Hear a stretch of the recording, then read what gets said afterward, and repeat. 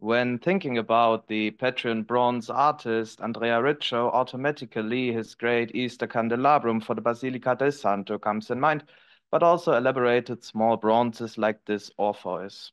Both bronzes are revealing an artist whose major skill was the visualization or adaptation of humanistic topics. Here, Neoplatonic speculations. The ritual scholars since Planijek have, according to that, shown that he personally was very connected with the humanistic scene of Petra, that old university city in the Venetian Republic.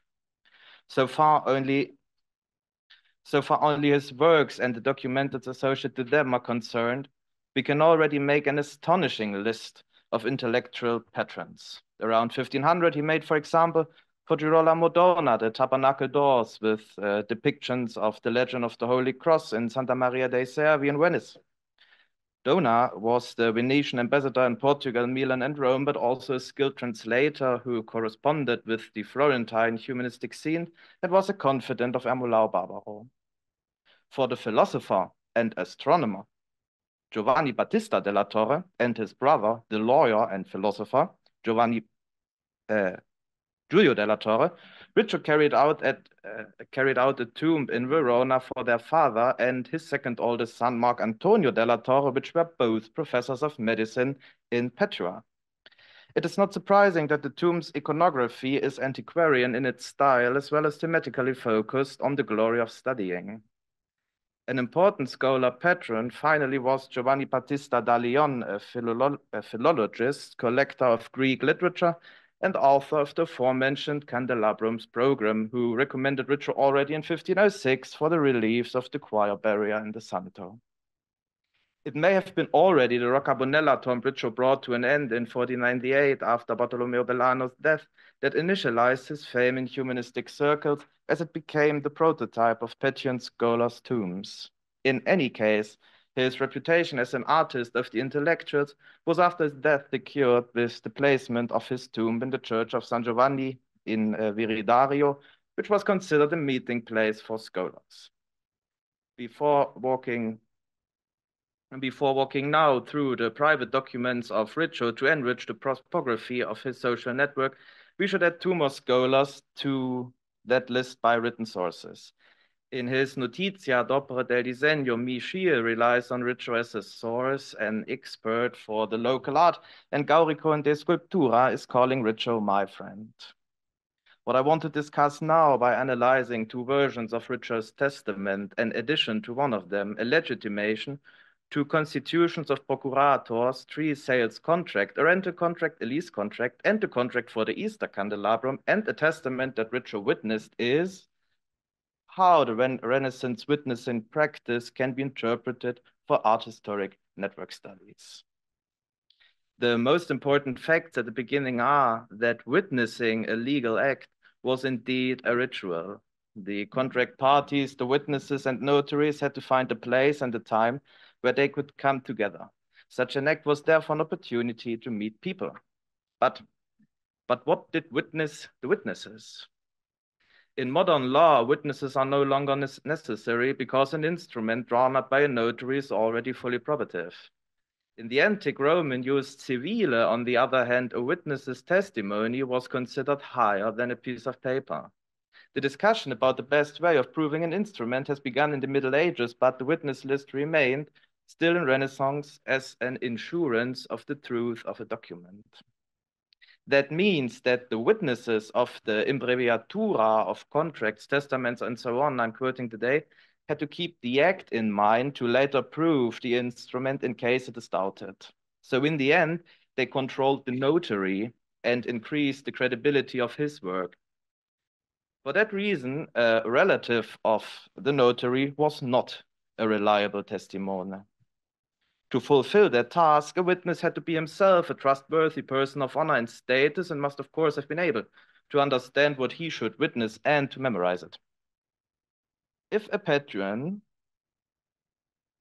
like Riccio, was searching in the 16th century a legally educated audience of respectable gentlemen, the most obvious would have been to go in the Palazzo della Ragione, where the 17 patron courts of justice had their banca. So did Riccio in 1507 to set up the contract for the aforementioned candelabrum, 1519 to constitute the procurator, and 1527 to buy land.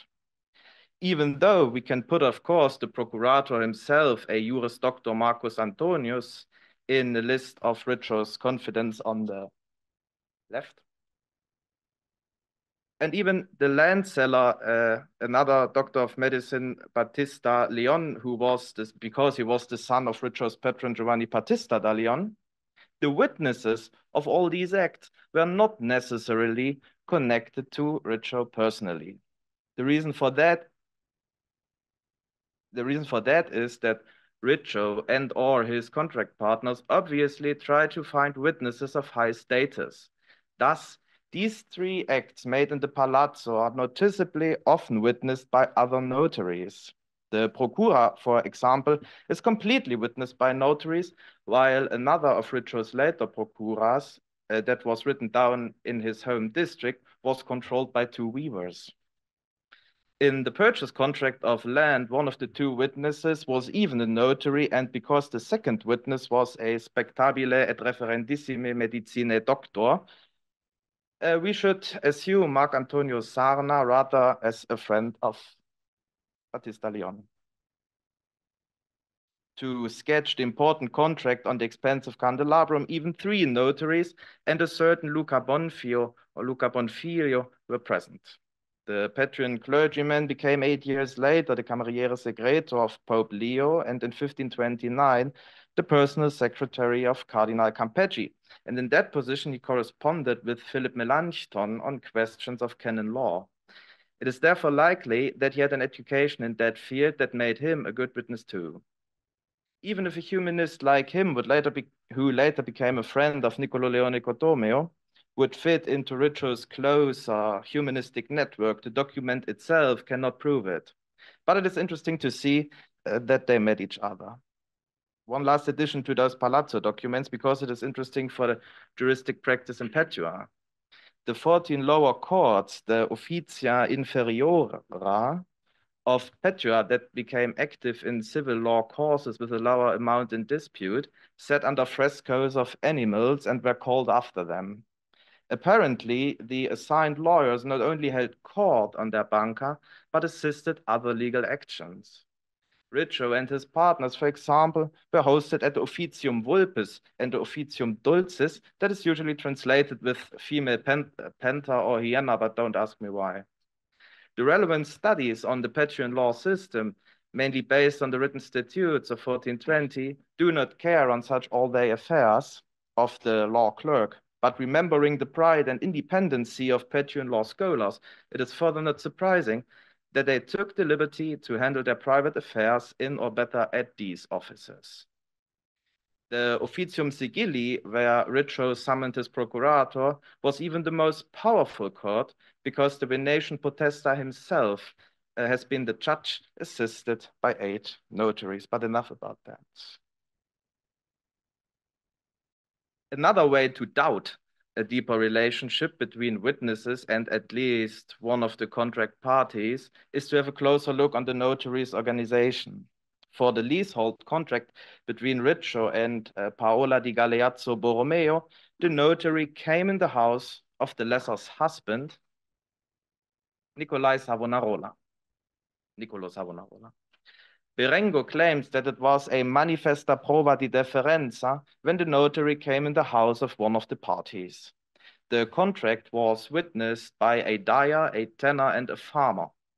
According to the profession of the witnesses, we can assume that they hadn't have the highest social status.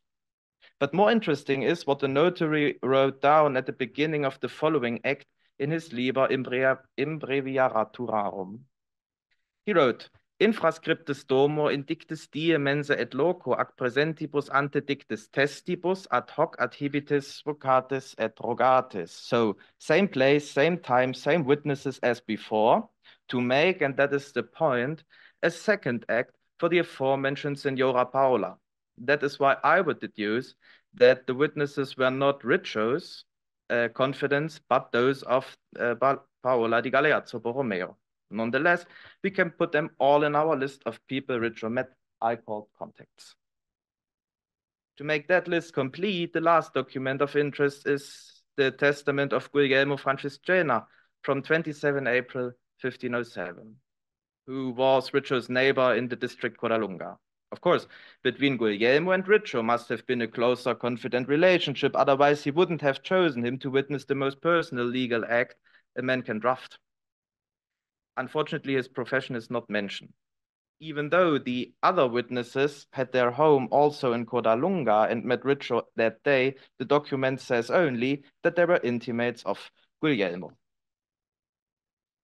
The same uncertainty about the relationship between the witnesses is true even for the first document naming Richo in 1494 as a witness.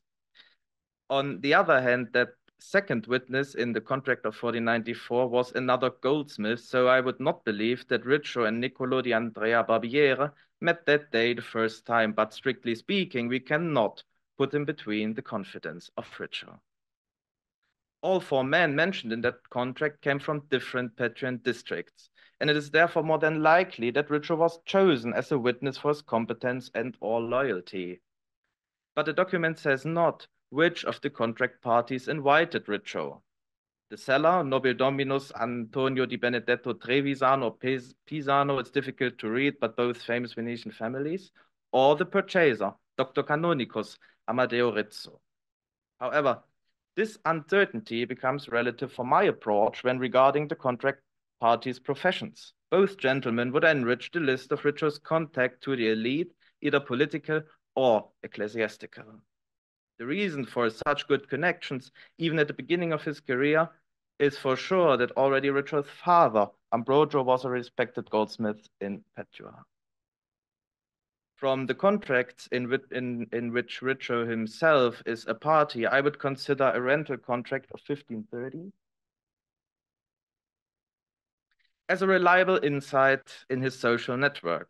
He rented a house from a certain Alvise di Marco Antonio Belliscum from the Contrada Sancti Luci, and they met in Richo's house in Codalunga. And both witnesses, Galani and Moligno, came from that district too.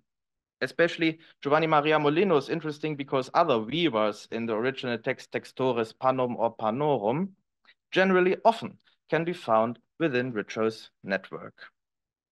Two of them, though two other weavers, Bernardo di Antonio Bussolani and Lazzaro di Bernardino da Padua, for example, witnessed 2 years later the constitution of Luca Salvioni as Richo's procurator. To Salvioni and the document, I'll come back. Another nobleman or academic that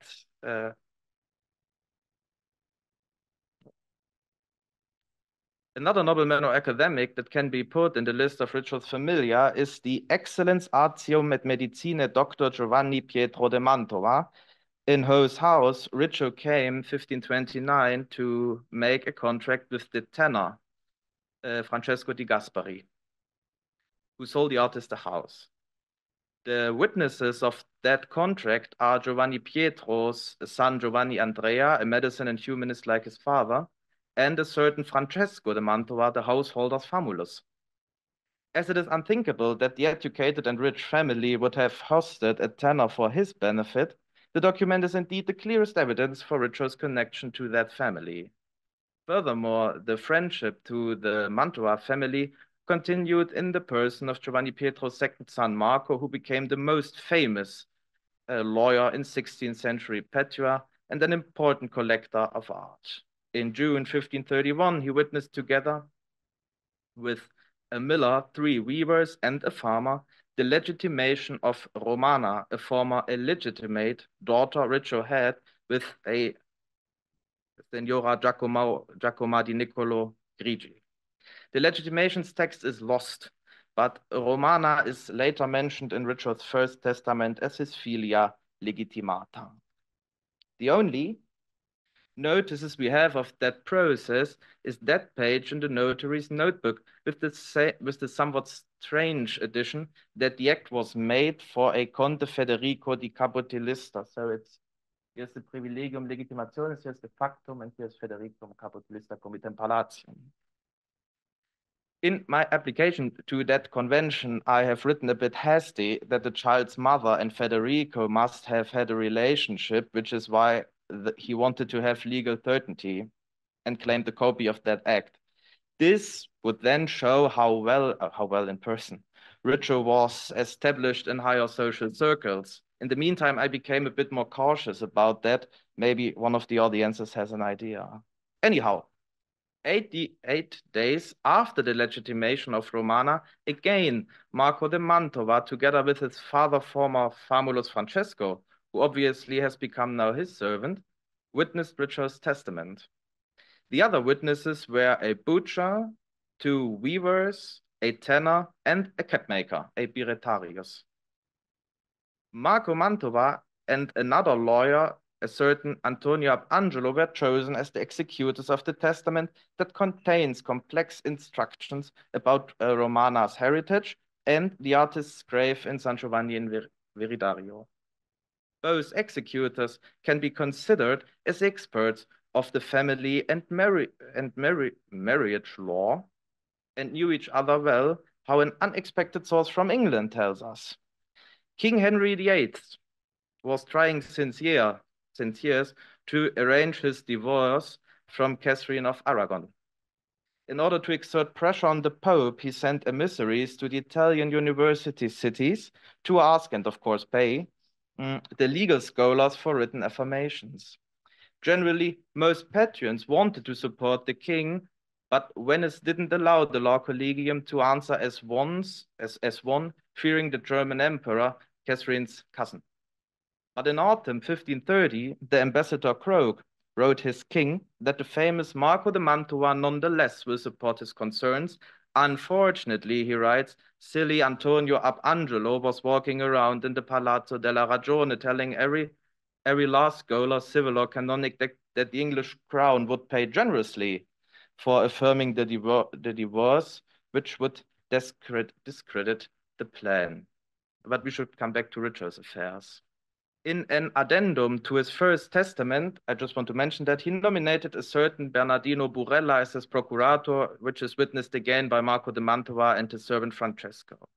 More interesting, and the last of my sources today, is Richo's second testament from 18 March 1532. Of 3 witnesses, the notary didn't write down their profession, but again 2 weavers and 2 cap makers were chosen by the artist.